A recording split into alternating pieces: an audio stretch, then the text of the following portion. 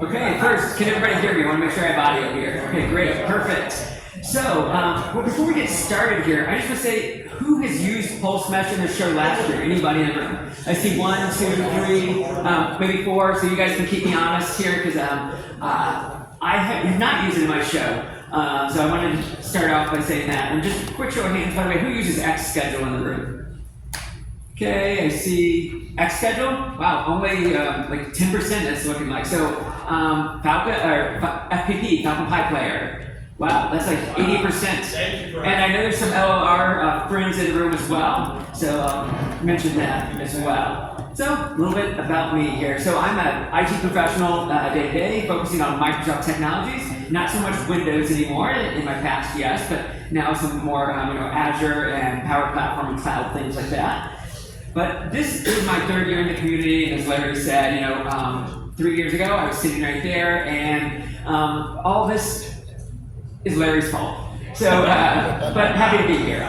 I do have no affiliation with Pulse Mesh, and by the way, this slide deck I threw together quickly, and so, full transparency, their demos may not go as planned. I may not know exactly what I'm talking about, but I will take questions and get back with answers as I can.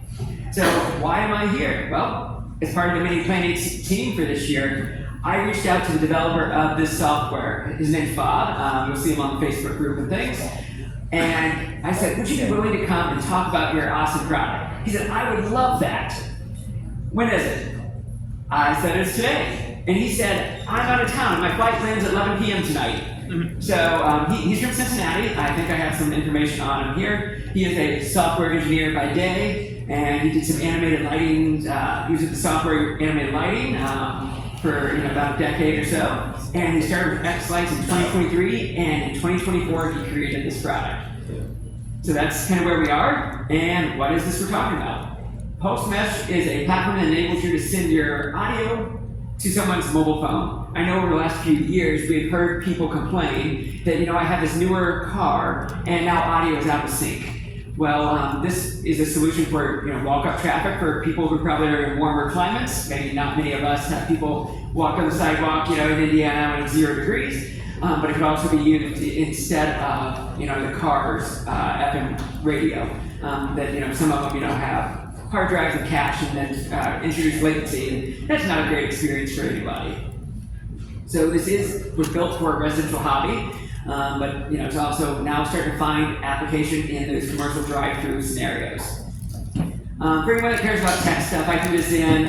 So like the guy Bob, he actually I believe works for AWS, but which makes sense that the backend is hosted in AWS, written in Go and Rust. I'm sure Bob can tell you more about those things, but just thought I'd throw that out there. So the way it really works is that your audio, whether it's from Xschedule or your FPP, is uploaded to the cloud into AWS. And then your system, your player, is only transmitting timing codes of music. So really low bandwidth on your side. Obviously it requires internet connectivity, but you're just transmitting the time codes and not the actual audio to the end users. And that time code is kind of the magic that then, in the cloud, calculates the latency and then makes it so your end user cell phone going over cellular or Wi-Fi or whatever connections they're going over is perfectly in sync with what you're playing out of your player. It's amazing every time I kind of do this demo. Only for myself in my house, right? But it's still amazing every time. You can be on FPP7, you can use Xschedule, and coming up this year, later in the year, LLR. So I don't have much information on that. Really, again, this is, I just kind of threw this together. But where I'm going to start is just with a demo showing you, hey, it works. And then we'll step into maybe how to configure it and things like that. So feel free to grab a mobile phone or something and either get the app. I should have started with this slide so we had some time to prepare. Or you can go to player.pulsemesh.io using the QR code on your right. But what we're going to do is I'm going to play a sequence. I don't have my controllers connected, so we'll just have the audio for the sequence, no lights. But you'll be able to hear from my computer speakers the audio. And then whoever chooses to use the app, you'll notice that it's perfectly in sync. I will say, I'm assuming it won't work on AT&T because there's almost no AT&T cellular in this building. But if you're on Verizon or on the Wi-Fi, I expect this is just going to work. But this will be the first live demo. So player.pulsemesh.io, or you can get your mobile app for your Android or iOS device by the code on the left. And I'm going to just switch over to showing my X schedule, so you can just see that I am. By the way, I use X schedule, so I know that's only a minority of the room here, but I'm going to switch over to this computer so you can hopefully see my X schedule screen. If I hit the right button, we'll give it a few seconds to video sync up there. And it's behind me. Cool. So there's X schedule. So this, by the way, so part of it is telling the software where you're geographically located. So my house, for all intents and purposes, is now located at 7000 West Coast Crossing Road. So if you launch the Pulse Mesh app, and I should have had a way to mirror my phone, you should now see that that is one of the options. So I should say lights of Saddle Club South at 7000 Stones Crossing West Road West. So did anyone have the app? Anyone? Okay, cool. I see some. So let me just go in here and play a sequence. We'll just start this playlist. And I have just computer speakers down here. I didn't want it to be too loud so we can kind of hear, but I don't. So anybody have the audio? Oh, I hear latency. Darn, there goes my. Actually, no, it's cut out. Yeah. So anyone who's having it, you'll see you're probably in sync. I will say that generally it is probably the first 2 seconds can be a little wonky while it's calculating the latency and stuff. But after that, it seems to be good. So demo 1 works. Audio from the computer, audio from these gentlemen's phones, in sync, through the cloud, through Magic.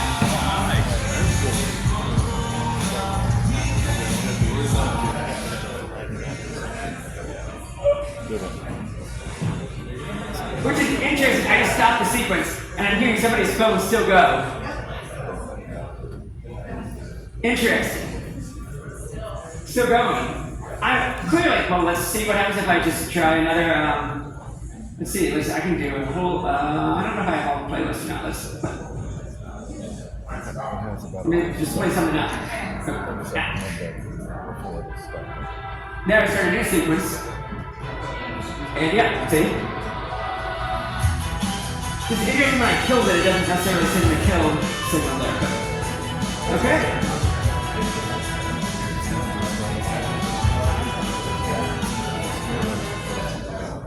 Okay, so that. Question? Yes. Once it's playing, is there any way to pause it or to stop the audio without just using the back button? That seemed to be the only. Oh, you mean inside the app? Yeah, inside the app. I thought there was a stop button at the bottom, but it may just be the back button. It just says that it stops when you stop it. There should be at the bottom. Let me restart the sequence and we can see here. But I do want to stop first. Yeah, where it says playing at the bottom of your app. Oh, yeah. Yep, no stop. And it's just, you need the back button. Yeah. Okay. So yeah, hitting the back button does seem like the best way to stop that from your So phone. there's no mute feature, I guess.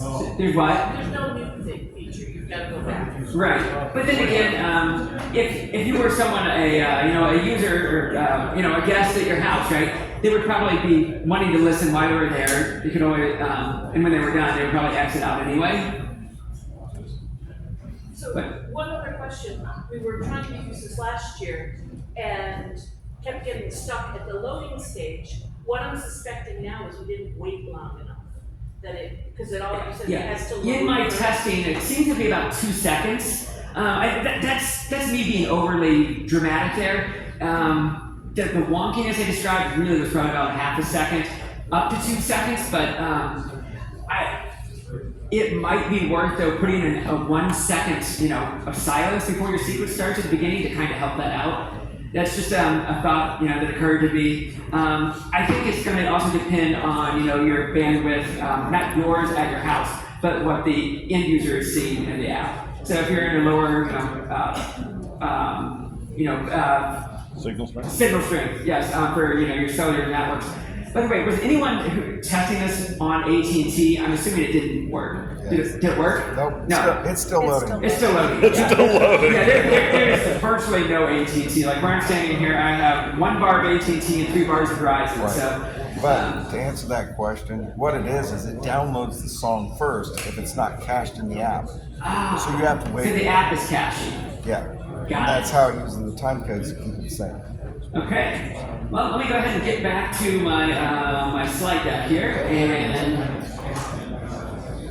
once we have slides back, I will continue on here, and well, I will probably end up going back to that is the wrong desktop. Which desktop am I on? There we go. Yeah, it did not like me switching there. Okay, so I will say all the documentation is at pulsemesh.io. I'm going to walk you through an Xschedule install. Unfortunately, I don't actually have a FPP demo set here, but I will show you some of the key components of doing the install, and a lot of it will translate because still you need your API token and those types of things. So up there on the slide, you can see that that is that. But I'm actually just going to go back to my Xschedule computer here and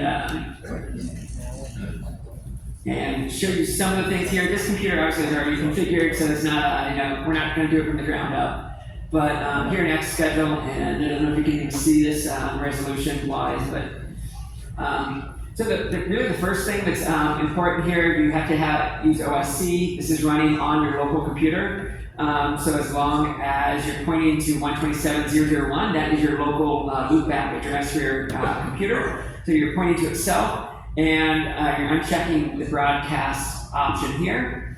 And so make sure that's unchecked. Then there is a DLL. It's linked in the documentation at pulsemesh.io. And you just need to drop that in your plugins folder for Xlights. I can go ahead and show that. I wish I had my the tools to help zoom in. I could change my resolution and see if that may or may not. May or may not like that. Let me real quick see if I just actually I could do scaling and change too, but let me just see if I throw it to maybe this will be a little better. Okay. It is. Let me get back to Xschedule, and then I'll get back to File Explorer, and okay, cool. Okay, so let's see program files, and just drop in the file, the DLL, which we'll download from the website, and where's the, get the Xlights here. And yeah, you can see here at the top, there's the PulseMesh DLL. I just downloaded it from the website and literally dropped it in this folder, and then I restarted Xschedule. And then once you've done that, that plugin now shows up here, and you can see I have a check mark here, so it's enabled. And then we have to go over to the dashboard, so that's on the Xlight side. Gonna jump back to my other computer again, and see if I can pull up a web browser here.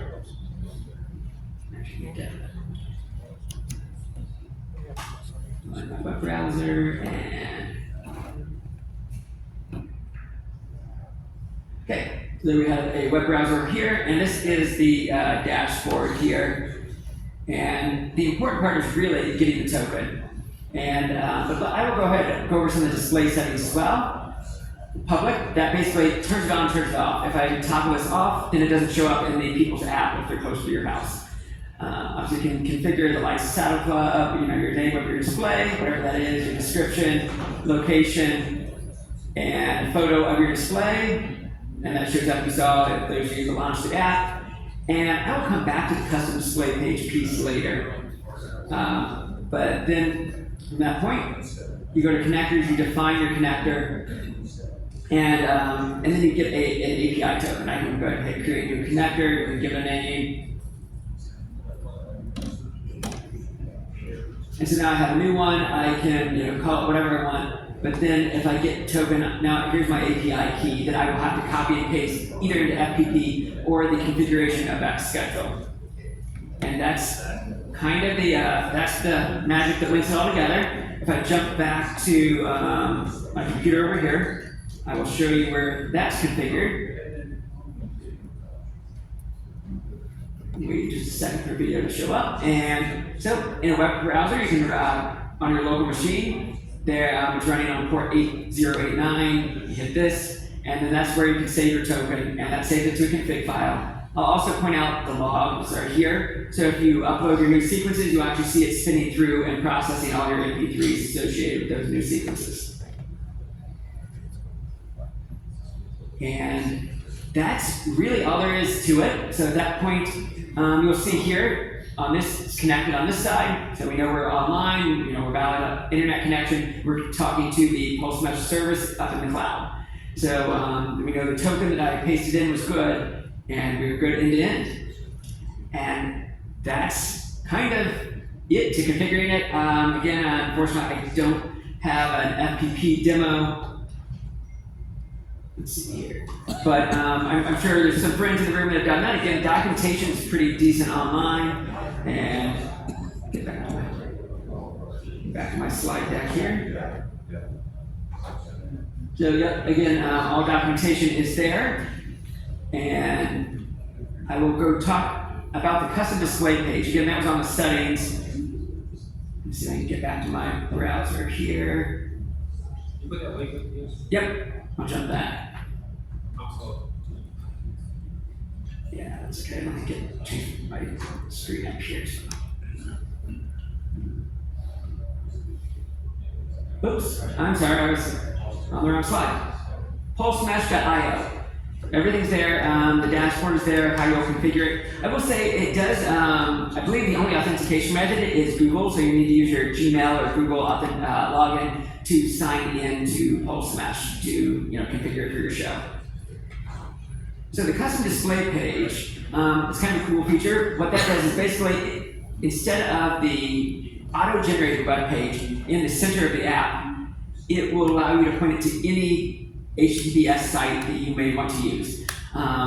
Where you might want to use that is maybe you use your remote file blend, for example. So you want people to be able to, from the Pulse Mesh app, be able to vote on the sequences or reorder them, or how use the DJ key or the jukebox queue or whatever you have configured. Or maybe you just have your own custom web page. You're not doing any show control, but you would rather it be look nicer, be more on your brand.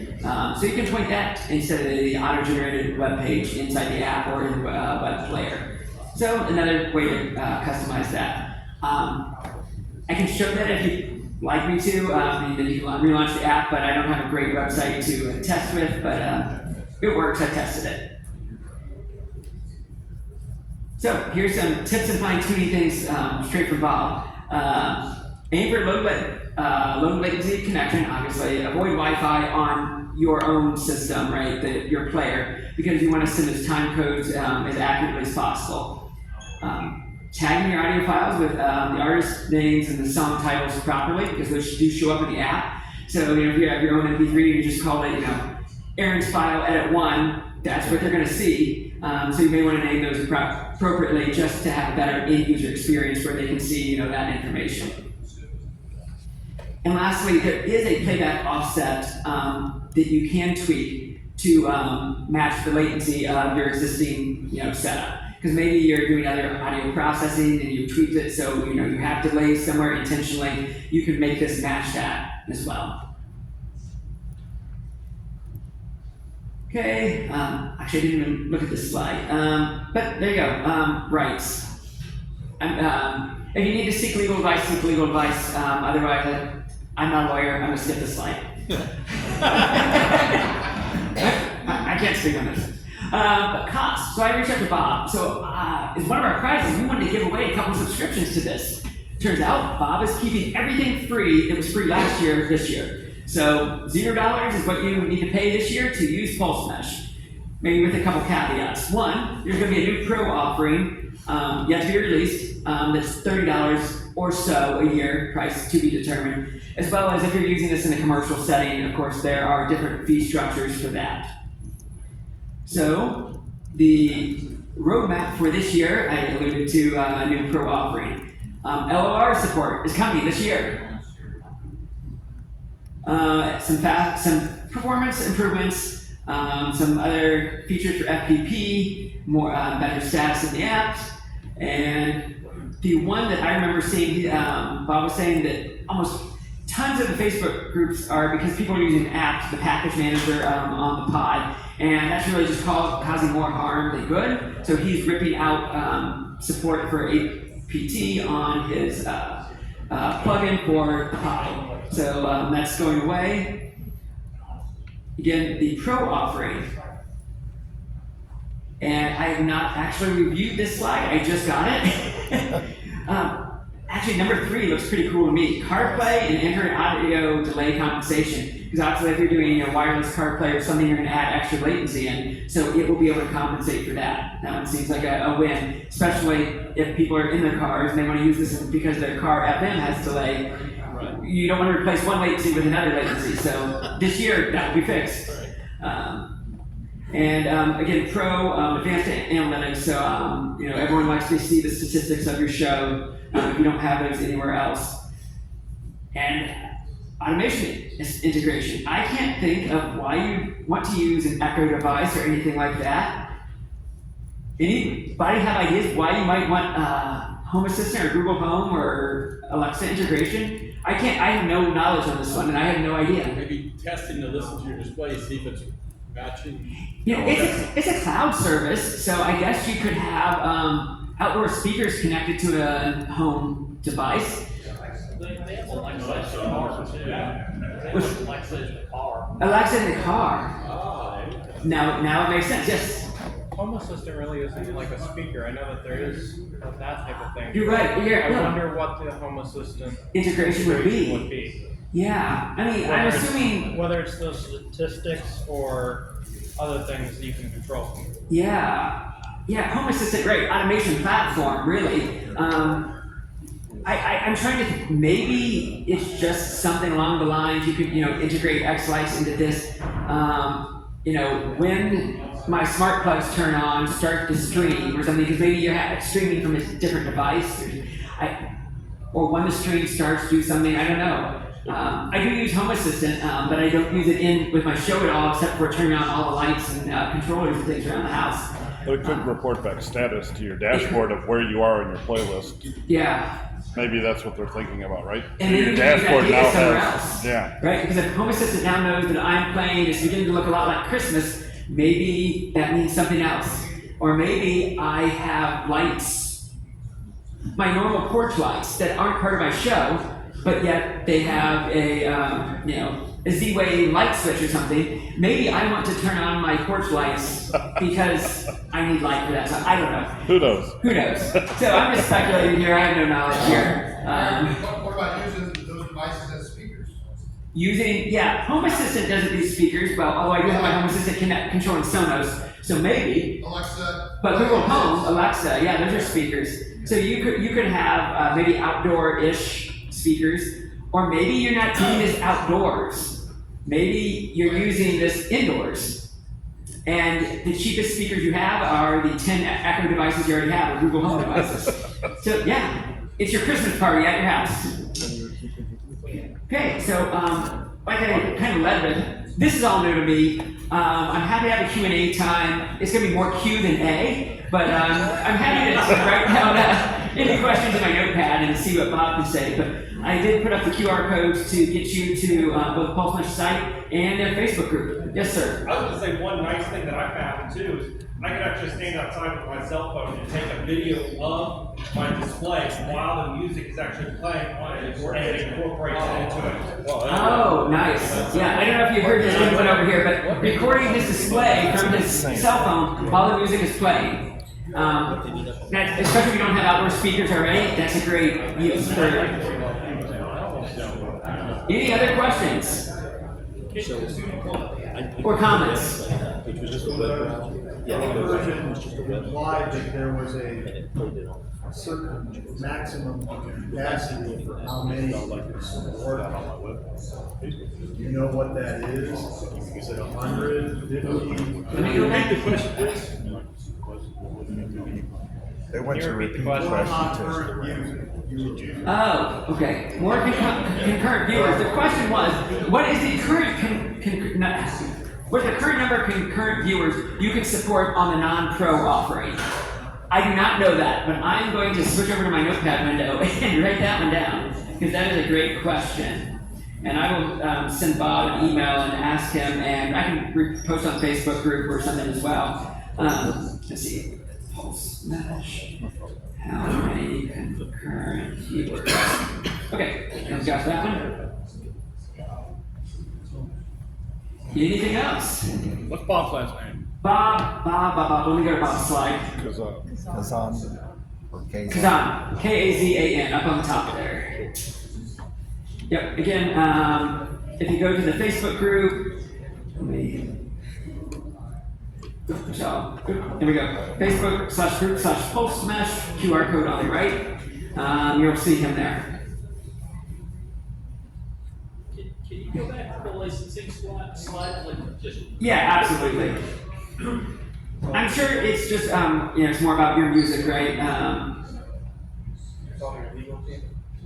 Well, it looks like it covers the right to perform, so, for using the song, so you don't have to worry about, and I don't know if that's true, but.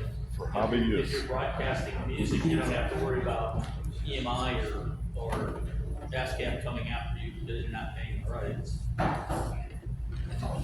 By the way, there's a GitHub repo. I think, I'm not sure if there are other contributors to the project, but if you're a coder, you might want to check out the GitHub repo on that. I was just wanted to look to see if documentation, if he had anything about the concurrent limit.